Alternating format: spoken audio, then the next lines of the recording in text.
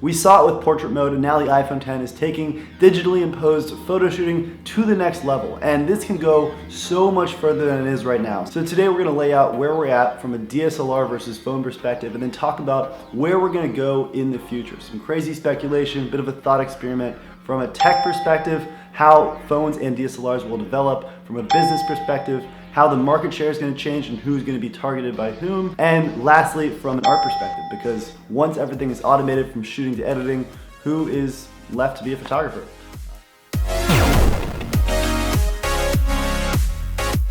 How's it going, guys? I'm Josh. I'm here with my roommate Kyle. Hey guys, I do some photography, mostly film. So we're going to be laying out where we're at right now, phone versus DSLR, and some interesting technology, and then go into the future speculation. First off, we're going to delve into studio lighting mode. So many of you guys have probably seen portrait mode on the iPhone 7s with the blurred backdrop. Looks pretty cool. It's digitally imposed, and a DSLR can still shoot a way better portrait with the right lens. However, the iPhone X's new modes are insane. They've taken it to the next level with the studio lighting, with contour lighting, with black backdrop, dramatic lighting on your face, amazing, amazing portraiture techniques, and it's all digitally imposed. This is a fascinating point at which the iPhone photographer is now better than the DSLR photographer for some things, because the average DSLR photographer does not have access to lights and actually can't produce images like the casual iPhone photographer can. Photography as a craft gets put in sort of a dangerous place, or not necessarily a dangerous place, but photographers are probably going to lose those jobs that were extremely formulaic, the jobs that you learned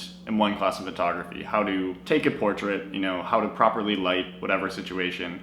Anything that you could almost write a mathematical function to do. Obviously, Apple has now done that. Basically, everything technical is being automated, and this whole studio lighting thing opens up the door to all kinds of different lighting. They can do potentially anything from here. So any sort of studio lighting portraiture technique with lights can now be added to any phone in the future, probably.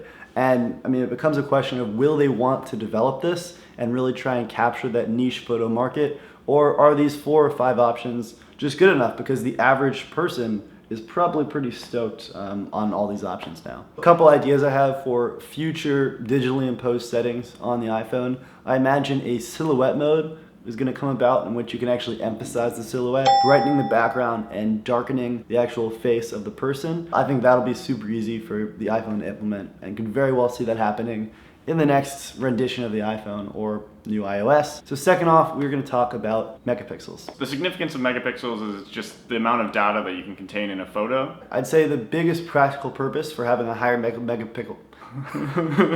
Here is a chart on megapixels and how many megapixels you need to print out a decent photo. In the past, that's the reason why people bought DSLRs over point and shoot cameras, because they could print their images bigger with that. And now with an iPhone at 12 megapixels, you can print out a pretty large image. So for the average consumer, unless you're doing like billboard advertisements or really large stuff larger than 20 by 30 inches, which is huge, the iPhone is sufficient. And there are phone cameras like the Nokia Lumia 1020 that actually shoot 41 megapixel images. So DSLRs, in comparison, a low-level DSLR like a Canon T6 shoots at only 18 megapixels, whereas Canon has some really high quality niche ones like the 5DSR that shoot at 50 megapixels, but the average DSLR like the 70D is still shooting at 24 megapixels. Which brings us to number 3, Aperture. So right now the iPhone has portrait mode, which only blurs out the background a little bit and gives you some light bokeh, versus with a 50mm 1.8 or any good lens on a DSLR, you can really get those immense bokeh circles or octagons, which are beautiful. How long are we from the iPhone then being able to fake that? Or will they want to fake that? Because it is more bokeh than the average photographer really needs. It's kind of interesting when you look at it as one mode, because I think they certainly are capable of, creating those, instead of just the blur, it's the amplification of blur that gives you those crazy circles or octagons. Really is the sliding of a filter in Photoshop. Yeah, but by making it a mode, they're trying to decide what's the optimal amount for everyday use. I mean, this is one of those things where I'm sure they could do bokeh. It is just a matter of if enough people will want it or if they've done enough at this point. But what really throws this whole argument on its head is if they develop a new phone that's meant for photographers. Because right now it wouldn't make sense to develop more than 3 or 4 different new studio lighting techniques, as well as portrait mode is fine. But now if you introduce it to photographers, that's a whole can of worms, because a photographer might want 20 different studio lighting modes and actually get use out of them. And same for being able to actually adjust the amount of bokeh. I guess the other fact is we've already talked about the size of files and how it's taking a photo now, it's really rich in data. And that doesn't just limit Apple to whatever it creates in terms of these professional filters. It's any app can now get into that space, right? Once you have that data, sure, Apple's created a couple algorithms that everyone will have, but there's all sorts of photo apps, and I'm sure you can find unlimited different ways that they're also taking up what would traditionally be a professional editor's job. The automation of photography is really going strong now, I'd say. Which brings us to number 4, focusing. And I want to talk about this piece of camera equipment that briefly hit the consumer market, is now only professional and kind of fizzled out, but it's called the Lytro. And what it is it's this camera that can shoot at every single focusing plane. So you don't even have to focus the image anymore, because you can adjust that in post. Now, it didn't really do too well because no one really needed it. A professional photographer doesn't really mess up with focusing that much, and it was just a little bit too costly and clunky. But the technology is there, and I imagine that in a few years this could very well be integrated into iPhones, because I'm sure you guys have had this issue where you take a photo and the first couple are a little bit blurry. What if focusing was no longer an issue? To me, what's really interesting about all these features that are sort of taking away from the craft of actually taking a photo and those decisions you make before clicking. The craft isn't necessarily going away if you're still, whatever, in some sort of post process, actually deciding what to focus on, or even maybe what to set the depth of field and all that stuff. You're still making those decisions. In some ways, it's undoubtedly better. It's in a completely informed state where you can get exactly what you want. It definitely does detract from kind of the traditional art of photo taking. I imagine that people, when they made the big shift from film to digital, had the same complaints about digital photographers, in that the decisive moment was almost ruined. Because now I can shoot 20 photos in 2 seconds if I want to, versus before you actually had to care about the precise moment. And we're going to see an even greater push with that as video gets so good that you can probably just screen grab it. In the same way that Red Epic cameras have done this, they've done photos from that which are just as good because it's shooting at 10,000 frames per second. That's not far off, I'd say, from both DSLRs and phone cameras. There's almost no longer a decisive moment, but framing is still super key. I think, to kind of like create an analogy, it's like before, your surroundings when you were taking the photo were this sort of block of granite that you were carving out of to create that photo. Now that block of granite will probably become the massive amount of data that your photo or your camera or whatever can store in taking that photo, but you still have to carve that out, and whatever the process is, whether it's in Photoshop or something in the phone, you're still gonna have to make those decisions at some point of what's actually important in the photo. But I'd say a lot of those decisions were actually craft oriented versus art oriented. It was just being able to do that. And now, once you have this block, it'll be so much easier to be like, yeah, obviously I'm going to focus on this interesting man versus this not so interesting lady. But the one aspect that we don't see disappearing, at least anytime soon, is framing. Of course, interested to hear your ideas about how it would be possible to automate framing, maybe with some sort of 360-degree camera. You're getting all of the content from whatever scene. So then again, it would just become your job of selecting what's actually important in that scene. And on that note, one step further, the content aware feature in Photoshop is an absolute beast. Now, if Kyle had a big splotch on his shirt, you're clean, you're good. I could just select it really quick, use the content aware tool, and it would take other pieces of his shirt to fill that in. You can remove fences from a photo, you can remove people from a photo, you can do some really crazy stuff with the content aware tool. And this is one of those things that could be automated very easily into photography, where you can actually just click a button and it totally disappears, because content aware will only get better as we go forward. One really interesting application of that is beauty editing. And it becomes pretty interesting once you have a button, let's say, say you have a portrait of Josh, and you have a button that just says beautify, and it removes his blemishes, maybe his freckles, maybe even adjusts something like we know whatever a lot of advertising, beauty, all of that stuff is doing. It becomes another way to perpetuate one version of beauty, like literally an algorithmic form of beauty, which is kind of interesting. At this point, you might be horrified thinking the money you just dropped in your DSLR was a big waste, and I want to tell you one reason why you don't have to worry too much, and that is sensor size and ISO. A big thing here is the iPhone can't shoot at that high of an ISO, versus a full-frame DSLR can really handle ISOs as high as even 8,000 and look pretty good. And this just comes back to sensor size. The DSLRs have massive sensors, which there isn't really space for these phones trying to get thinner and thinner to put in them. Now, if there were a niche phone, I'd say, that was meant for photographers, they probably could figure out some sort of way to increase the sensor size. But I feel like just from a business standpoint, it doesn't really make sense for them to try and go that direction because it's enough, right? This is where the differentiation is between what the professional photographer wants versus the average consumer. The average photographer or dad would just turn on a flash and solve the issue. A professional would care a little bit more about, no, I don't want to impose any lighting. Let's just shoot the scene as dark as it is. This is something I don't really see the phone industry encroaching on too much. Yeah, so I think to sum up a lot of the points we're making, of course all point and shoots are almost obsolete by the iPhone, and now some entry-level DSLRs are definitely becoming threatened. Absolutely. So the line is really becoming for where casual photographers become professional, and that's with higher end DSLRs actually having, expensive lenses and stuff like that. That's where you're starting to see the line of difference. And number 6, on the topic of making DSLR photographers feel a little bit better about their investments, lenses. So right now, the iPhone lens and most phone lenses are a mix between a wide angle and a telephoto. So the most zoomed out focal length in the iPhone is about 35 millimeter equivalent on a full frame camera, and with the 2x optical zoom, that is then 70 millimeters. So 35 to 70 is what the iPhone lens can do, and it's kind of all it needs to do. I mean, there are phone cameras that have really intense zoom lenses, and something that's very fascinating is Hasselblad actually put out an attachment for I think $300 from Motorola that gives you 10 times optical zoom on a phone. It's kind of hefty. It's maybe like this thick, and you slap it on the back, and it has like a extendable lens. But that is still an interesting place where DSLR companies have done so much research and development in these high-tech lenses. They're ahead of the game for sure.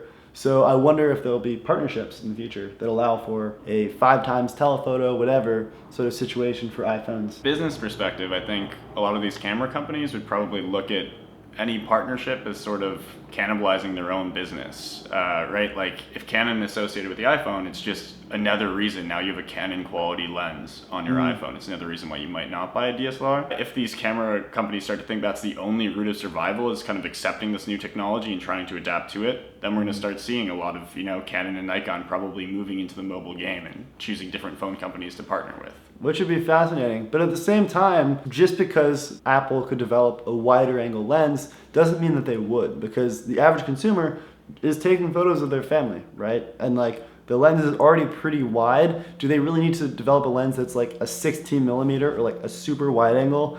I don't know. I can't imagine that's really makes sense unless they're really targeting that niche photo crowd with the camera. But the fact is, the biggest drawback for phones is just size. They've got to stay small, and you can't have a 400 millimeter telephoto on an iPhone. It's not going to work, and it doesn't really make sense. So in that field of professional sports photography and all of that great stuff, the DSLR will definitely still win out, at least for a long time. Have you seen those lenses that go onto an iPhone? Yeah. Got Absurd. one in my Christmas stocking one time. Never used it, But that actually is something that could happen, where the DSLR manufacturers actually realize, wow, our bodies can't really keep up anymore, but we still have this incredible advantage on lenses. Let's focus on that. This is crazy. I can't even imagine this happening. But if a DSLR company were to say, you know what, like, let's not do bodies anymore, let's focus on lenses, they could probably bring down production costs way lower and make lenses affordable. I've been using an iPhone 6 for the longest time, and with these progressions I've been like, it's not really worth it. Wow, it's really expensive with the lack of upgrade model now. However, this is the first time I've been like, okay, this is a camera. I would pay that much money for a quality camera, which then really makes you reconsider the pricing model of Apple and think like, oh, well, if I'm getting a camera that can also make phone calls, that also fits in my pocket, yeah, that might be worth $1,000. And when you tap into people's camera budget money, which is significantly higher because $1,000 is almost, I'm not gonna say affordable, but it's relatively inexpensive compared to what some people are dropping on some lenses. I understand the pricing model now. If you think about it as a camera, it makes sense. That's right. These have become mini computers that are also moving into the camera world. So when you look at all of the benefits it provides you, it's hard to say that it's not worth $1,000. Like a laptop that you would have bought a couple of years ago is now the equivalent of what your phone is, in combination with maybe your entry-level DSLR. So it is kind of just becoming a really cool, all-encompassing technology. It definitely isn't for everyone, and I can see why most people won't make that casual upgrade. they have in the past. Something we haven't talked about too is just ego. Like I think photographers like to other people to know that they're photographers. Like I shoot film, I know that more than anyone else. And you'd like to be seen holding your camera like this is my craft and all of that. So I wonder if we're kind of simplifying this into a technological benefit conversation when actually like trying to get photographers to convert to iPhone photos would be really difficult. Almost like we saw with Instagram filters. And initially how, at least when I first got on Instagram, it was like a very artsy scene. Like there's people that were really into creating art, and this like idea of creating using filters to create more professional looking photos was super exciting. But very quickly it became sort of like cliche to use these photos and like oversaturate. Are you ready for my $1 billion product idea, Kyle? Yeah. We are going to introduce a new DSLR body that's actually a shell, and it's actually just a case for your iPhone. Yes, dude. Because how many photographers want to look like they're holding a DSLR, not carry the weight, and actually have everything automated? Yes. Boom. Coming Copyright. soon. 2017. Okay. Number 8, introduced by Kyle. So far we've just talked about the actual functions of a camera when you're taking the photo. So number 8 is going to move into what you do post. Typically right now people are using editing softwares, right? Generally Adobe Suite is the standard. The ginormous, overpriced monopoly that is the Adobe Suite. I would actually argue that the iPhone is also a major threat to these different pieces of software. Just because A, when you're taking the photo, it's immediately touching it up, depending on whatever mode you're in, to do part of that process. It's almost like Photoshop was the saw, and now it's created like a saw machine, like a factory, right? That you're just throwing it in there. And then also, literally post on your iPhone, I think there is a huge opportunity. Already there's a lot of things you can do, and I think that's only gonna improve. Like they're just gonna look at probably the top 30 things that people do in Photoshop and be like, here's a button for removing blemishes. Here's a button for taking ketchup off your shirt. And the other crazy part of this is the fact that it's done before you even do it. You can look into your camera, and in live view, or just looking through your phone, you see what the contour lighting will look like and what all these things will look like,